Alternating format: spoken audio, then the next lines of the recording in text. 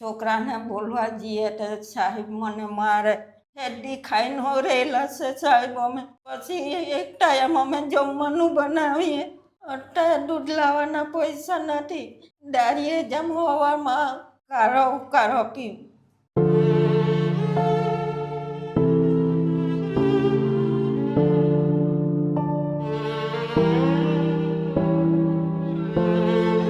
નમસ્કાર દોસ્તો, હાલ અમે સુરતમાં છીએ. સુરતમાં એક દાદી પાસે આવ્યા છીએ અને ખૂબ જ ખરાબ હાલતમાં પોતાનું જીવન જીવી રહ્યા છે. ખાવા પીવાના પણ ફાંફા પડે છે અને દાદી પોતે દાડીએ જાય અને ઘર ગુજરાન ચલાવે છે. દાદી અને એમનો એક દીકરો છે, પણ કહેવાય ને ઘરની અંદર ખાવાના પણ જ્યારે ફાંફા પડતા હોય તો કોઈને કોઈ રીતે માણસને મદદની જરૂર પડતી હોય. તો આજે ખાસ અમે દાદી પાસે આવ્યા છીએ અને અમારાથી જે પણ બની શકશે એટલી મદદ કરવાની કોશિશ કરશું. તમે કન્ટિન્યુ એપિસોડ જોવો અને તમારા દરેક ગ્રુપમાં શેર કરો. બેન, મારું નામ નરેશભાઈ છે. તમારું નામ શું છે બેન? રંજનબેન ગોવિંદભાઈ. તો બેન, શું તકલીફો પડે છે? તકલીફ તો બહુ પડે સાહેબ. ઘરમાં કોઈ કામવાળું નથી. મેં હવાની દાડીએ જા મજૂરી કરીને લાવું ત્યારે ઘર ચાલવું. એટલે શેની મજૂરીએ જાવ દાદી? શેરડીમાં નીંદવા. હા. તો એમાં કેટલા મળે દાદી? 200 રૂપિયા આપે આખો દિવસના. નીંદવા જાવ તો આખો દિવસ? હા, 8 વાગે જવાનું, 6 વાગે આવવાનું. સવારે 8 વાગે જવાનું, સાંજે 6 વાગે. હા. તો પછી કઈ રીતે દાદી એમાં ઘર ચલાવો? ચલાવવું પડે. શું કરે સાહેબ, મજબૂરીમાં બધું કરવું પડે. તો પછી મારા દાદા નથી? નથી, એક પાઠ થઈ ગયા, 2 વર્ષ થયા. તો એને શું થયું દાદી? પડી ગયેલા, અહીંથી ઉપરથી પડી ગયેલા રાતના 10 વાગે. બિલ્ડિંગ ઉપરથી પડી ગયા? હા. એને ઓછું દેખાતું હતું કે? ઓછું દેખાતું હતું ને મગજની બીમારી હતી જરાક. બરોબર. એટલે એને કાંઈ ભાન ન રહી? હા, ભાન નહીં રહે. ને માંડા હાજા ઘરમાં ચાલ્યા કરતા હતા. ને છોકરો છે તે છે પણ પીવાવાળો છે એટલે પૈસા ઘરમાં નથી આપતો. દીકરો પણ છે તમારે? હા. કેટલી ઉંમર છે દીકરાની? 25 વર્ષનો હશે. તો એ ઘરે ધ્યાન નથી આપતો? નહીં આપે. અત્યારે જેલ હશે. હવે આવે પીને પછી સૂઈ જશે. પછી 4-5 વાગે ઉઠીને પાછો જાય પીવા સારું. એટલે પીવાનું જ કામ કરે? એમ થોડી ઘણી મજૂરી કરે તો એટલે પીવાના પૈસા નીકળી જાય એટલે પછી પીને ખાઈને સૂઈ જાય. તો પછી દાદી, આ તમે જે રહ્યો છો એ તમારું પોતાનું મકાન છે કે ભાડે? ભાડે રહીએ સાહેબ અમે. કેટલું ભાડું છે દાદી? 3000. છોકરાને બોલવા જઈએ તો સાહેબ મને મારે ને ગાળીઓ બોલે. તમારો દીકરો તમને મારે? હા, એમ ખરાબ ગાળીઓ બોલે મને, એટલે આપણુંથી બોલાય નહીં. તો પછી 200 રૂપિયામાં તમે તમારું ઘર ચલાવો દાદી?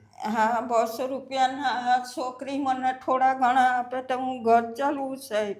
કોઈ વાર તો ખાવાનું નહીં બનાવું ને મેં દાડીએ ના જામ સાહેબ. ભૂખાને તરા હું ધંધો કરું પણ છોકરા એમ નહીં કે લે માં તને આટલા પૈસા આપું. બધું ઘરમાં લાવવાનું હોય, હું નહીં લાવવાનું હોય. ખાવા પીવાનું બધું 50 બચે તો મૂકું તો આ ઘરનું ભાડું ભરું સાહેબ. મેં મજબૂરી બહુ ખરાબ છે સાહેબ મારી. કોને કહેવા જાય? હેર લાવીને હેર ખાવાનું. 200 રૂપિયા લાવું, દુકાને જામ સાહેબ. 20-20 રૂપિયાનું બધું લાવું. ખાવાનું 20-20 રૂપિયાનું લાવું? હા, એમ કરીને પૈસા ભેગા કરું પછી ભાડું ભરું. બીજું શું કરવાનું સાહેબ? દાદા આવતા ત્યારે સારું હતું. દાદા એમ પહેલાં કામ કરતા ને હવે આવું થઈ ગયું એટલે બધું મારા માથે આવ્યું સાહેબ. એટલે મારે ઘેર ગુજરાન ચલાવવું પડે. તો પછી ખાવા પીવાનું અને ભાડું બધું તમે જ કરો? તમારો દીકરો એમાં કાંઈ મદદ નથી કરતો? ના, થોડા ઘણા છોકરી આપે એમ કરીને હું ભાડું ભરું. અત્યારે દાડીએ જઈ તે શેઠને કીધું મેં 5 મિનિટમાં આવું, મારું ઘેરે કામ છે જા કેમ કરીને આવી. એટલે તમે અત્યારે દાડીએ હતા? હા, દાડીએ ઉટા માસીએ ફોન કર્યો એટલે મેં આવી. પછી દાડીએથી તમે પાછા ઘરે આવ્યા? હા, હવે પાછી દાડીએ જાઓ. ઘેરે બેઠા બેઠા કોણ ખવડાવે સાહેબ? એટલે ધંધો તો કરવું જ પડે. ચોમાસામાં અમુક જગ્યાએ બોલાવે ને નહીં બોલાવે તો પછી ઘાસના ભારા બાંધીને રાખવું પડે કાપીને. 20 રૂપિયાનો ભારો લે. એટલે ઘાસ કાપો એના પછી એક ભારાના 20 રૂપિયા. હા 20 રૂપિયા આપે સાહેબ મને. એમ કરી 5-10 ભારા નાખું, હવાની હું જામ તો 5-10 ભારા કાપું નાખું તો 200 રૂપિયા આવે સાહેબ, તો મારું ઘર ચાલે. પહેલા તો અમને 150 રૂપિયા આપતા સાહેબ, હવે 200 રૂપિયા કલાક છે અમને મજૂરી. હા, પેલા 150 આપતા. હા પહેલા 150 આપતા અમને. પછી મારા દાદા હતા ત્યારે કેવું જીવન હતું દાદી?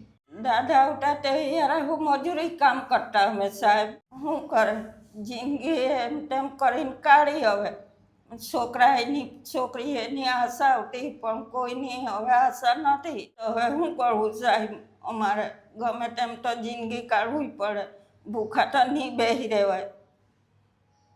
તો પછી ક્યારે એવા દિવસ આવ્યો કે ખાધા પીધા ન રહેવું પડે દાદી? રહેવું પડે સાહેબ, હેડી ખાઈને રહેલા છે સાહેબ અમે. એવડી ખાઈને? હા આખો દિવસ. પછી એક ટાઈમ અમે જમવાનું બનાવીએ.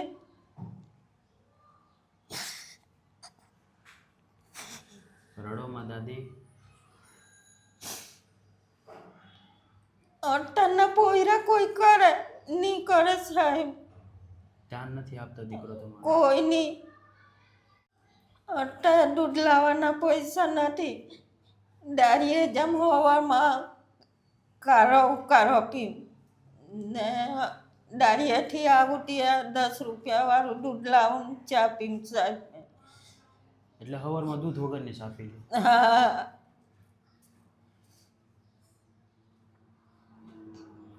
તો દીકરાને સમજાવો તો સમજતો નથી માડી? નથી સમજતો, સમાય રહે ને આપણે જગ બોલીએ એટલે આપણું ને એમ બોલે ને એટલે બોલવાનું બંધ કરી દેવું પડે આપણે. તાવ આપે? હા તો એને એમ ખબર ન પડે કે આ મારી મમ્મી છે, આને ન મરે? ખબર પડતી હોય તો સાહેબ આવું કરે જ નહીં. એટલે તમને મારે? હા એક તો ઘરમાં કાંઈ દેવું નથી, કાંઈ કામનું નથી ને તો પણ ઘરની અંદર હેરાન કરવા છે જે કામકાજ કરે છે. હા કોને કહેવા જાય, આપણે ગુજરાન ચલાવ્યા કરીએ, કોઈને તો કહેવાય નહીં સાહેબ આપણુંથી. સાચી વાત છે. તો પછી બીજા કોઈ સગા સંબંધી નથી દાદી તમારે? દેરિયા જેઠ, દેરિયા જેઠિયા કોઈ નથી સાહેબ, દેરાણી હો નથી, જેઠો નથી, કોઈ નથી, અમે એકલા જ છે. મારા દાદા હતા એ પણ જતા રહ્યા? હા એ જતા રહ્યા. તો પછી આમ તમારું કયું ગામ દાદી? અમારા માંડવી તાલુકામાં. અત્યારે પિયર માંડવી તાલુકામાં ને સાસરું આ કામરેજ. કામરેજમાં? હા તો અત્યારે શું તકલીફ પડે દાદી? ખાવા પીવાની તકલીફ પડે? ખાવા પીવાની તકલીફ પડે સાહેબ. કાંઈ નહીં, ઉપાધિ કરવામાં દાદી, અમારથી જે પણ બની શકશે એટલી અમે તમને મદદ કરવાની કોશિશ કરશું ને દાદી. તો દોસ્તો તમે જોયું તે પ્રમાણે એક માનું દુઃખ, દીકરા હોવા છતાં પણ નિરાધાર છે. દીકરો કહેવાય ને કે આવા દીકરા કરતાં તો ન હોવા દીકરા સારું, કેમ કે એક માને મારે અને માને ગાવ બોલે એ બહુ ખરાબ વાત કહેવાય. અને ક્યારે એ પાપમાલી છૂટા થશે જે સગી માએ એને જન્મ આપી મોટો કરી, એના બધી જ વસ્તુઓનું ભરણ પોષણ કરી અને એક હાલતા ચાલતા કર્યો અને બોલતા પણ શીખવાડ્યું, તો એ માને એની માની કદર નથી કરી શકતા. એટલે એવા દીકરાને પણ શું કહેવાય કે લાલચ કહેવાય કે ભાઈ આવી રીતે મા બાપને હેરાન કરી રહ્યા છે, એક માને મારે છે અને પોતાના નશામાં એટલા ધૂત થઈ જાય છે કે ખબર નથી રહેતી મારી મા કોણ છે, મારી બેન કોણ છે, મારા બાપા કોણ છે. તો પ્લીઝ આવા લોકોને પણ અમારી એક ખાસ અવેરનેસ છે કે ભાઈ તમે સમાજમાં આવી રીતે મા બાપ જે છે જે મહેનત કરી અને પોતાનું જીવન ચલાવી રહ્યા છે તો એને હેરાન નહીં કરો. અને મા બાપની હંમેશા સેવા કરવી જોઈએ આપણે. અને દીકરા મા બાપને નશો કરી અને મારે ખૂબ ખરાબ વાત કહેવાય. કાંઈ નહીં દોસ્તો, અમારથી જે પણ બની શકશે એટલું દાદીને મદદ કરવાની કોશિશ કરીએ. તમે કન્ટિન્યુ એપિસોડ જુઓ અને તમારા દરેક ગ્રુપમાં શેર કરો.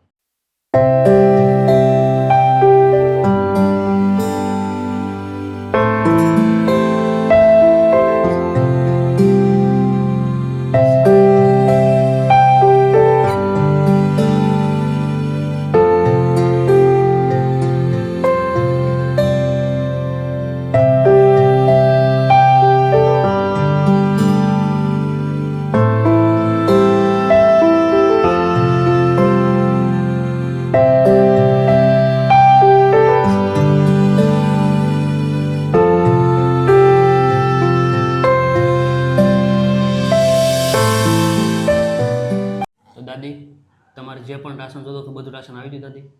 હા, બહુ બહુ આભાર છે તમારો દીકરા. મેં એકલી ભાઈ રહેવાવાળી. એની દાદી રડોમાં તમે જે પણ માંગ્યા એવું બધું જ રાશન અમે લઈ આવ્યા છીએ.